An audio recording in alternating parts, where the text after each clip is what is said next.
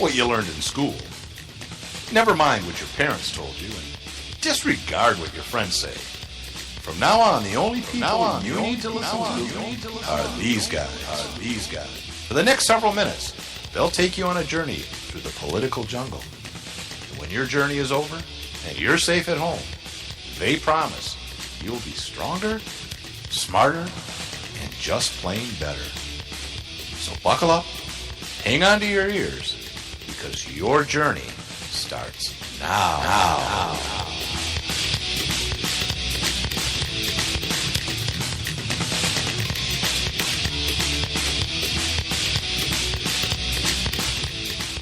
It's just awfully good that someone with the temperament of Donald Trump is not in charge of the law in our country. Because you'd be in jail. Secretary Clinton. Yay! Wait, we haven't heard anything about question. that. Question, President Trump, is Hillary in jail yet? By the way, I want to say, I've been making fun of him for a while now. Yeah. And we all have. Yeah. That's it. No, look, I thought, and I'm kind of embarrassed because I Google searched it, and there's months ago there were articles about this. I thought the entire time when Trump would say something, he would follow it up with bigly, right? That's what I thought he was always saying. We're going to create jobs, bigly. Yeah. Right? Bigly jobs. Yeah. Things like that. Yeah. Do you think that's what he's been saying? Because I saw a transcript. You sent me a transcript. I don't even remember what it was. Oh, it's from his the little breakfast for the little celebration off the for cuff the comments. Yeah. So what he says is big league. Big league. Yeah, but which makes more sense. That's the transcripts. No, I looked it up. Politico, New York Times. Right, but did you listen to it? It sounds like he says bigly. No, I didn't listen to it. That's what I'm saying. They're not going to write bigly in the transcripts. No, I'm saying there's a whole panel of linguists that have said no. He is saying big league. He's not saying bigly. Of course. So what are you saying? They're not going to write bigly. They're going to write big league because he says big league. Right, but he says it. He pronounces it bigly. I know, but I thought he was actually saying bigly, like large. Really? Yeah. No. Yeah. You didn't know it was big league? No, I'm saying I really thought it was bigly. Oh my God, you're dumb. Everyone else thought it was bigly too. No, nobody thought it was big league. Google it. There's a lot of people that thought it's big league. A lot of them. Gosh. I thought it was bigly. Oh my God. Boy, you should I don't know. You should go back to the second grade. Yeah, I should. And so should Trump. All right, so it's February 2nd, right? I'm going to go back to school. I'm going to go through 1st through 12th grade in 2 weeks so I can get my dad's company. Excellent. It's Billy Madison. You ever seen it? Yeah. Adam Sandler movie. It's cute. He gets the business in the end, but he gives it up. Spoiler alert! Jeez. There's 50 or 60 people that haven't seen it. Yeah, but none of them are listening to this show. No, that's for sure. February 2nd, it's Groundhog Day. We're in the It is. I'm excited. Freedom Studio on the 15th floor of the Patriot Towers. We're in Liberty City. Where, Nate? Pennsylvania. You bet we are. In Punxsutawney.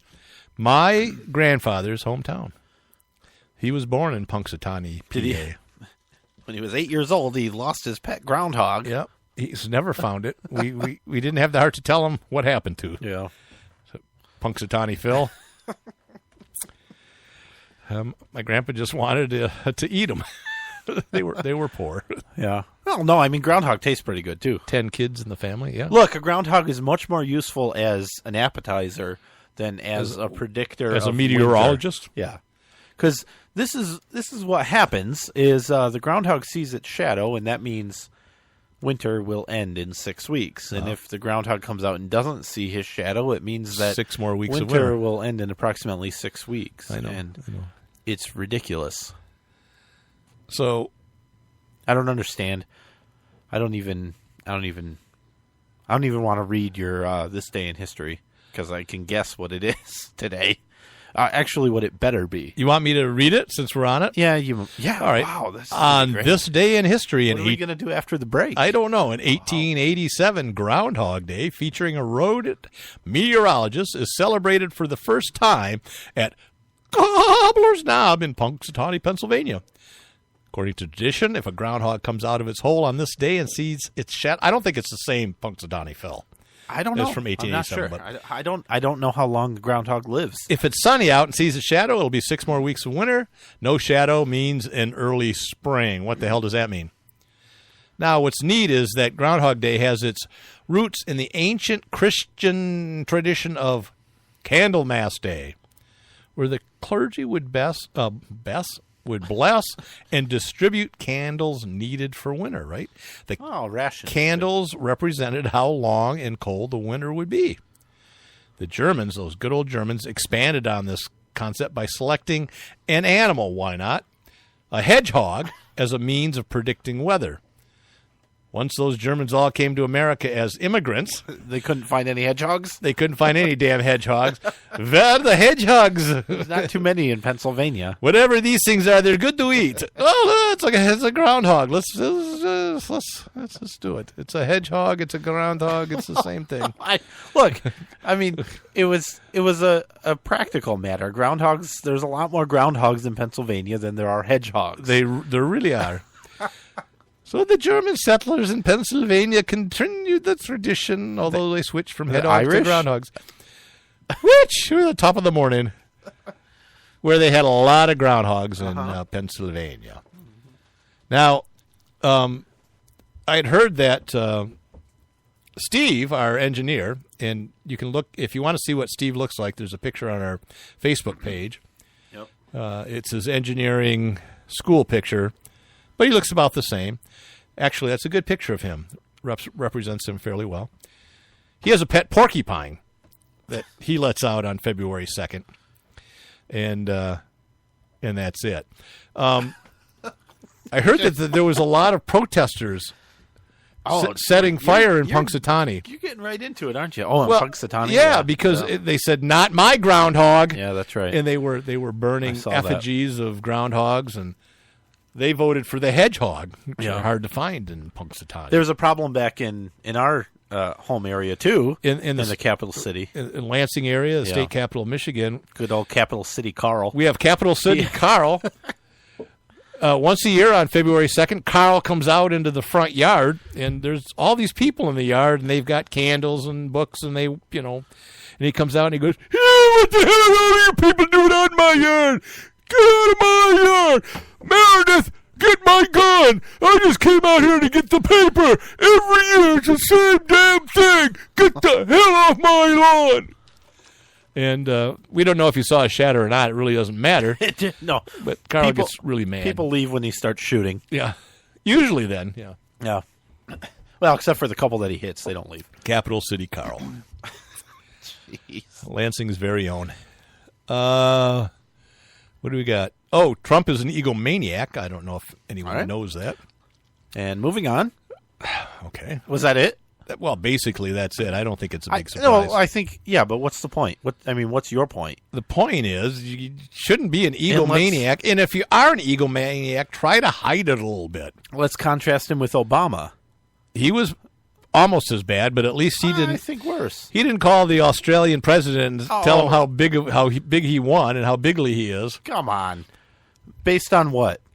Based on somebody that's obviously not friendly to him leaking, saying this is what they said. Let's talk about his Black history. Have you seen the little off the cuff dialogue where he mentioned how big he won? 99% of the speech was how great he was. He was 2% was about Frederick Douglass and saying it was not a very good. It was not a very good speech. Good a job he's doing. He's doing a great job. He's doing a great job. He's huge. That Frederick Douglass is huge. You're really helping the grass grow in that one spot right there. Doing Mr. good. Douglas. He's huge. Bigly. Yeah, it was. Okay, come on. Yeah, no, it was a bad speech, but I don't want to call it a speech. It wasn't really. It's a speech. You don't have to call it a speech. It's a speech. It's not a speech. It was a speech. I think of a speech as where you stand up at a podium and you make certain addresses towards a select audience. And turn your head back and forth reading the. It's a speech. He was sitting at a table at luncheon. Did you see the video? I did. No, you didn't. Yes, I did. You did not. I did too. You did not.